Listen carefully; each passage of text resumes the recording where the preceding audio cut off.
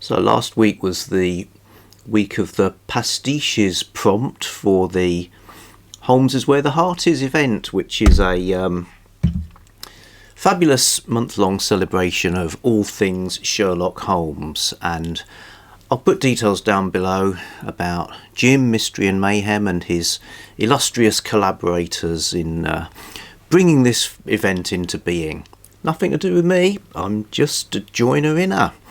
So yes, pastiches, that is to say, works about Sherlock Holmes, not by Sir Arthur Conan Doyle. So they could be sort of sequels by other hands, that sort of thing. And what I've noticed is there's lots of them, that's one thing, lots and lots and lots of them. It's a real sort of industry of producing endless iterations of Sherlock Holmes, from the sublime to the ridiculous, really. But there are some really good ones in there. Some of them are Holmes stories, the kind of thing that Conan Doyle could well have written if he'd gotten around to it. And others bring in more sort of outlandish elements, you know, they sort of team up Sherlock Holmes with other characters, maybe other fictional characters or people from history, or they put him into situations or sort of fictional universes where he wouldn't normally be found, and that can be fun too if it's done well. So been looking into that sort of thing. So what have I found? What have I got here on the Hod of Excellence? Well, one thing was a magazine from 1987. So Illustrated London News, that's a magazine that's been going for a long time. And they kept their fabulous masthead.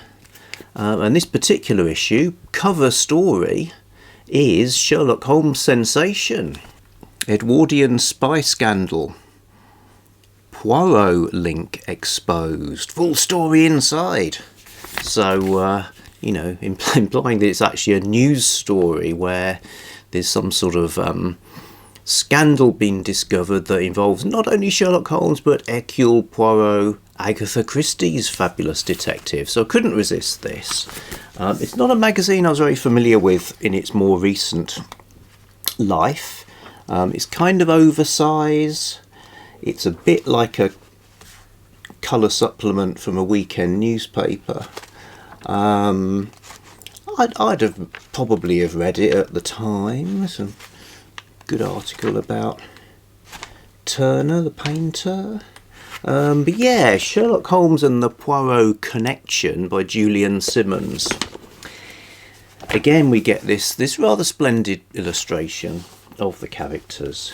And the story is fine. It's pretty slight. It does what it says. It's kind of a, could that really have happened? Meeting of obviously detectives from somewhat different time frames, but not to the point where they couldn't physically have met when Poirot was younger. And yeah, it's okay. It's pretty well written, an enjoyable diversion for a little while. Sherlock Holmes Connection. That was my first pastiche. So hot on the trail of others, I thought, well, I've got stuff on my Kindle. There's plenty of books on Kindle Unlimited. That, for now anyway, featuring Sherlock Holmes in pastiche form. And I spent a very unprofitable, maybe an hour, downloading books, opening them, and just having to get rid of them almost immediately because of anachronisms, Americanisms, just plain typos and bad writing, you know. So I began to feel I was just floating around in a sort of sea of mediocrity and stuff I just couldn't really bring myself to read. But finally found the Meeting of Minds, The Cases of Sherlock Holmes and Solar Pons.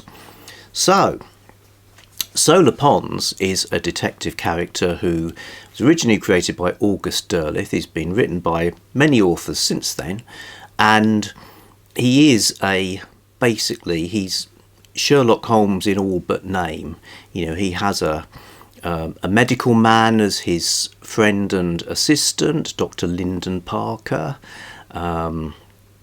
Lives in a London apartment with a housekeeper, plays the violin, smokes pipes all the time, all of it. You know, he's an absolute, like an imitator. But an interesting thing is that he also refers to Holmes, because his stories are set more in the 20s and onwards, right? So he's a bit later.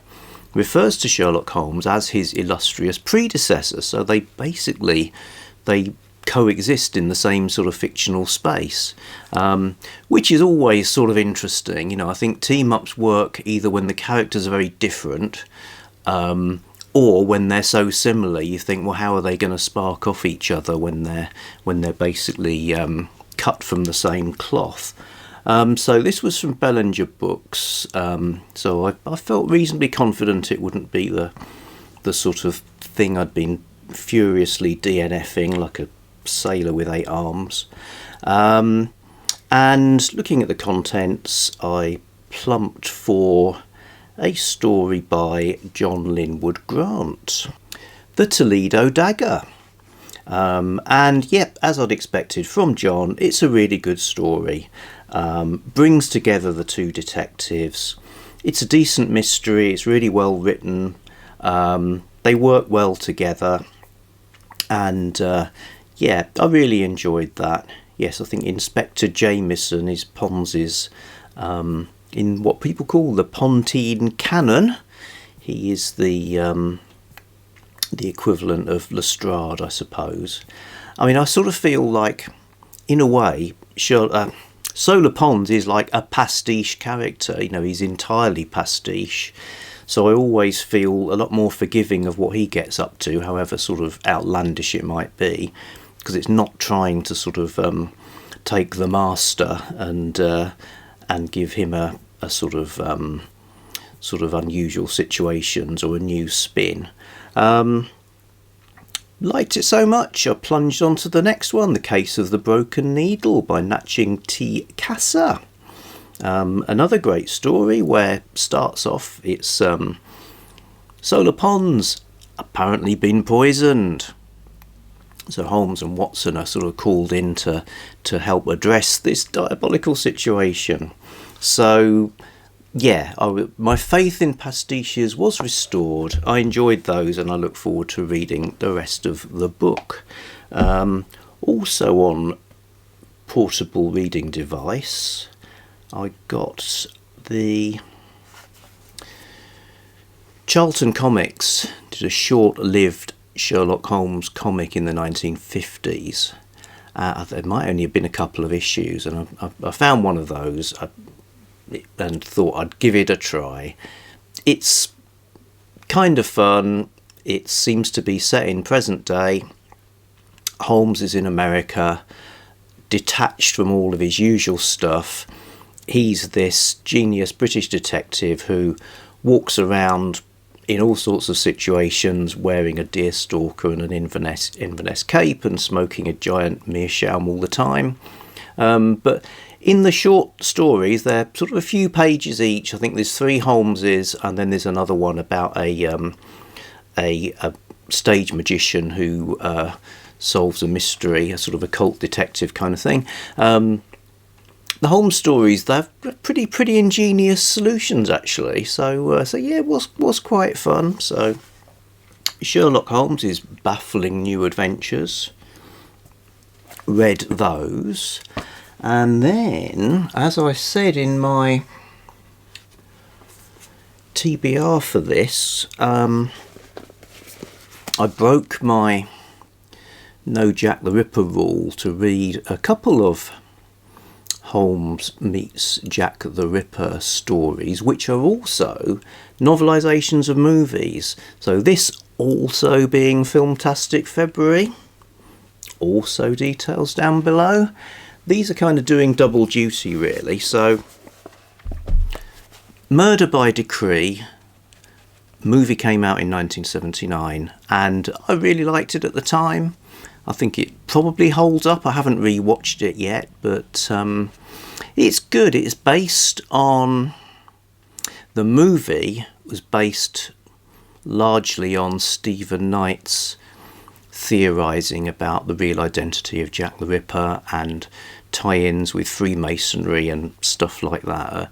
A sort of theory that has got... It's in well into the popular culture. It's been used in a variety of ways, including Alan Moore's From Hell.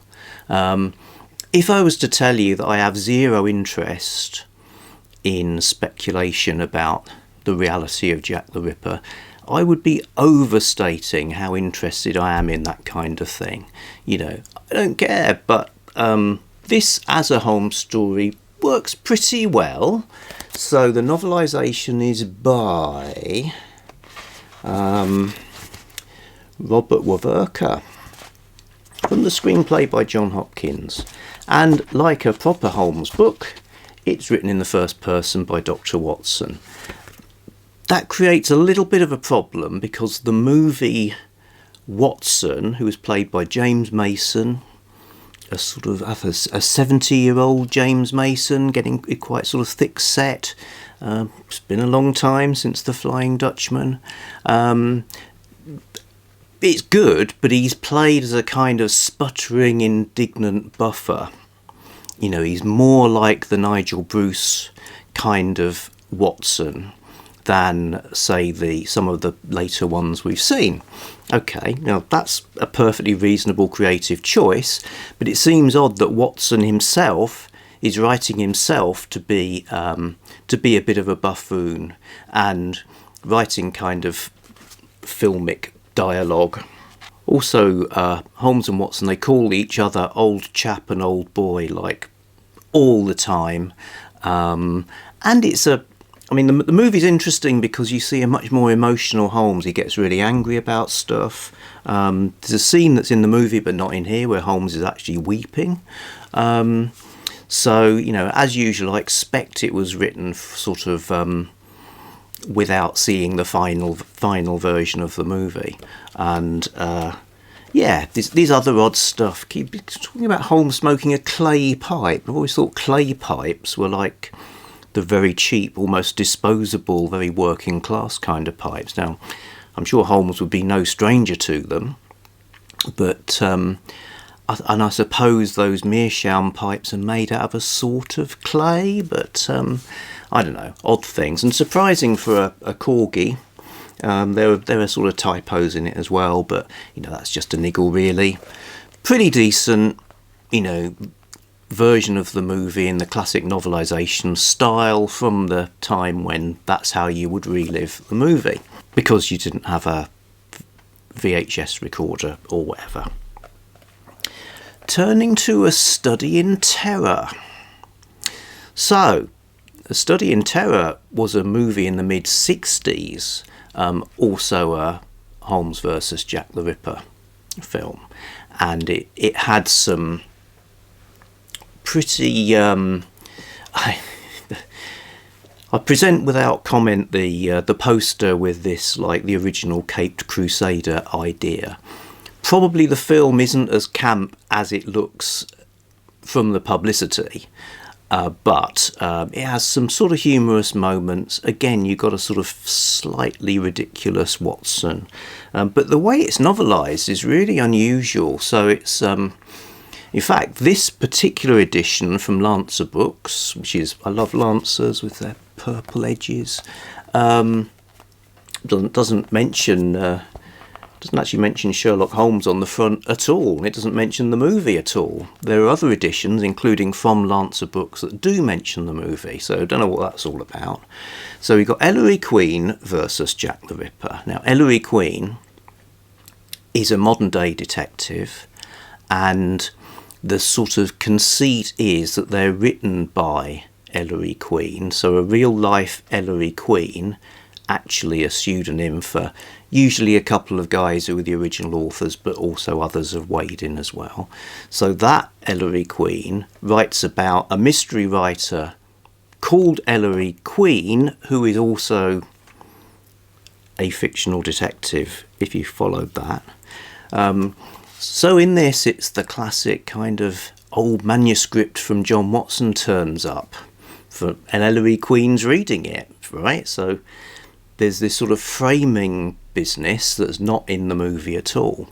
Then you get, if you're reading the John Watson chapters, that is the novelisation of the movie.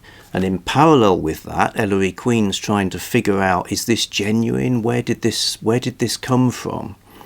And I'd have to say, based on this, which is my first exposure to an Ellery Queen story, I wasn't sort of particularly motivated to go and read lots of others. It's very breezy, very ironic, and sort of knowingly written. But it's also presumably atypical because of the work it's got to do to somehow bring in this movie. So you've got this dual story. Ellery Queen's figuring stuff out in the present.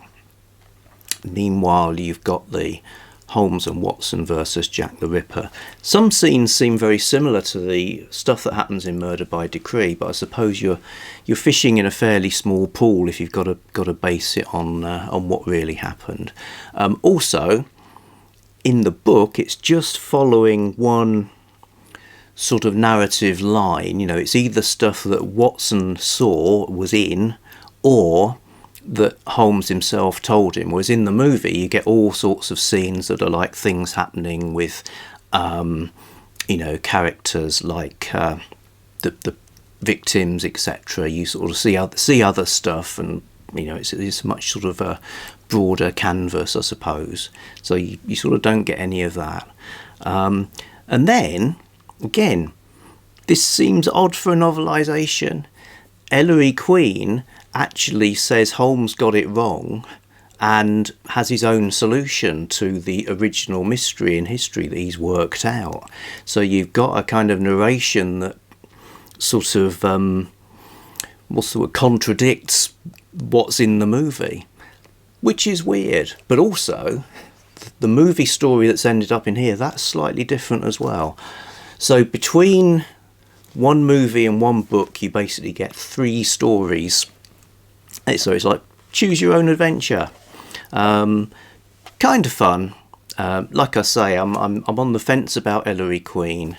I hate this kind of cover, but like I say, Jack the Ripper is not my jam. But there you go. It's hard to miss the guy, really. So read these novelisations, like I say, for Filmtastic February. Holmes is where the heart is, and in the sticky afterglow of a Garbaugust wasted weekend as well. So no spoilers. I won't say sort of who done it. Just remember, it's a truth universally acknowledged that most aristocratic Victorian men were secretly Jack the Ripper. And I'll be back soon with something else.